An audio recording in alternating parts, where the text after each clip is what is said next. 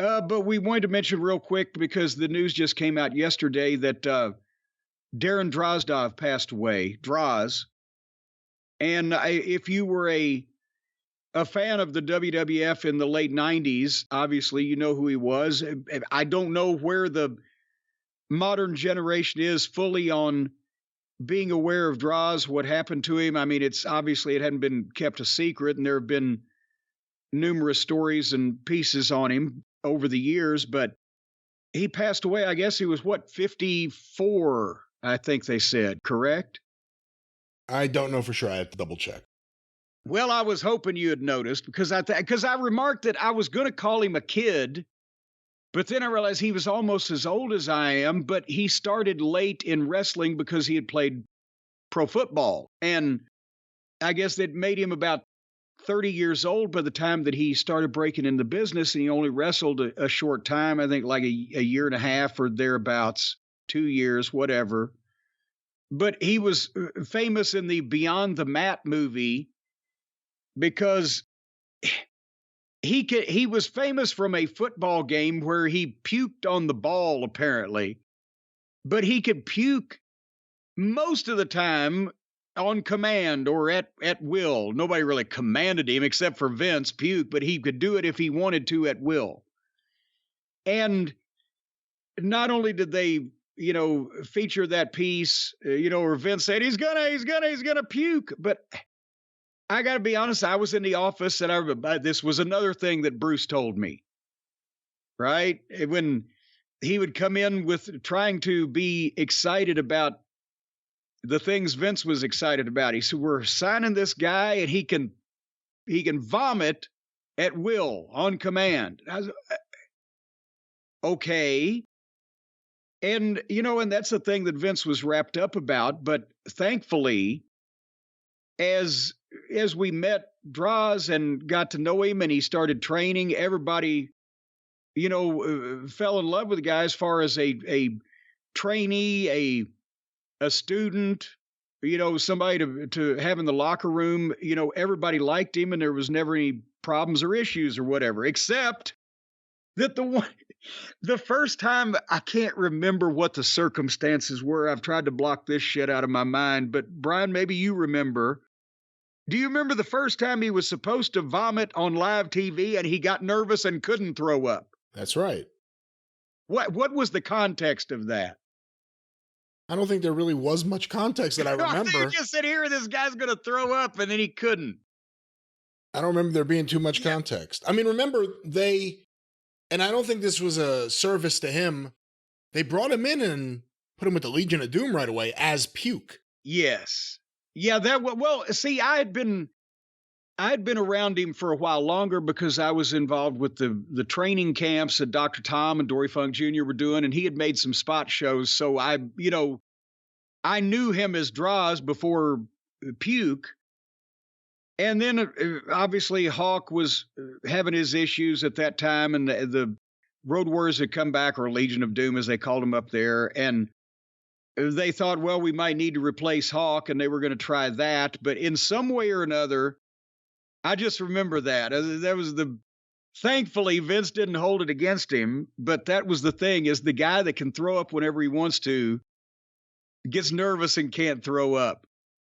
But they got past that, sorry period of everybody's career, the Legion of Doom, the whole 9 yards with Puke thing, and he became Droz, and he was a great prospect. And again, he was a guy that everybody loved coaching or, working with. He was starting late, but he had a lot of athletic ability and was starting to get, the picture of what the business was. And, again, of anybody to be in the ring with.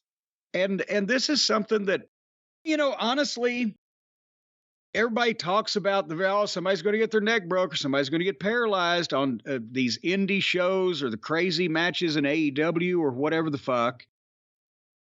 Well, somebody actually did. And it was not even doing anything that particularly crazy.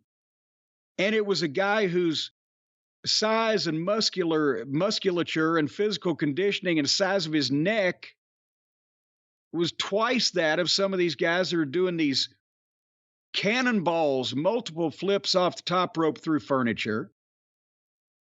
And it still happened. And it happened with D'Lo Brown, who is, of all of his reputation in wrestling as being a good worker or being a nice guy or be whatever, also has never, to my knowledge, ever hurt anybody else except me. He potatoed the fuck out of me when he was a green rookie in Knoxville. He punched me right in the fucking head, but it didn't hospitalize me. And it shows that no matter what, no matter how highly trained you are, no matter how good a worker you are, or no matter how strong you are or what shape you're in, a situation can occur where you either are given the move and somebody else gets hurt, or you're taking the move and you get hurt. And that's, that's why that everybody who knows anything about the wrestling business freaks out when they see these people doing this shit. Either if they don't say something about it, that's because they just don't care whether somebody breaks their neck or not. But that was the thing. It was a complete accident. I think D'Lo had said in an interview that I saw that I don't think either one of them, I know he didn't, I don't think either one of them ever watched the tape back because they didn't want to see it. But I watched it because I wanted to see, exactly what the fuck happened. And as I can recall, and this was, 24 years ago or whatever, it didn't air, obviously, but I had connections. It was one of those fucking deals where, one guy doesn't have the exact right balance. The other guy doesn't fucking go up at exactly the right pace. It happens all the time to every professional. And so it wasn't anybody's fault. The definition of an accident is you didn't know something was going to happen. Was there something that each guy could have done to prevent this from happening? Yes, if they'd had the ability to say, well, let's stop and let's look at the video and now let's see what we shouldn't do and correct that. But you can't do that in live time.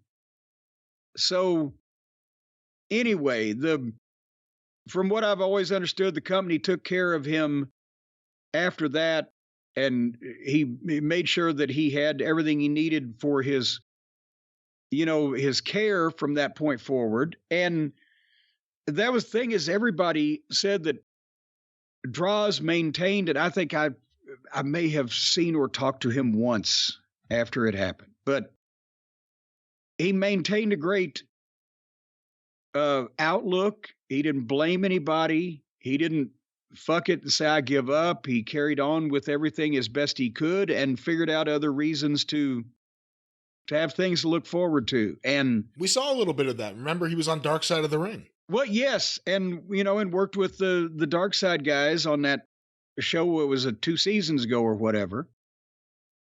So, overall, I'm sure that at that age, his injuries and or whatever side effects they've had probably contributed to him passing at an early age. But, I hate to hear it, but he, again, impressed everybody as being, this is the toughest guy on earth to go through this and not let it whip him. Is that a situation that any wrestler, any young wrestler, inexperienced wrestler could just get thrown into? And I know that Hawk and Animal didn't have a lot of experience when they became Road Warriors, but that's a little different. But in 1997, 98, I forget exactly when, for a young wrestler to be thrown into that role, can anyone succeed in that role? What do you mean as being a new member of the Road Warriors / Legion of Doom? Yeah.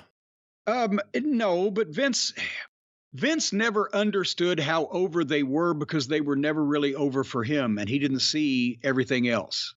So he didn't understand that you were trying to replace, a member of, I don't want to say a member of Laurel and Hardy. Maybe I'm just trying to think of an irreplaceable duo that could not be.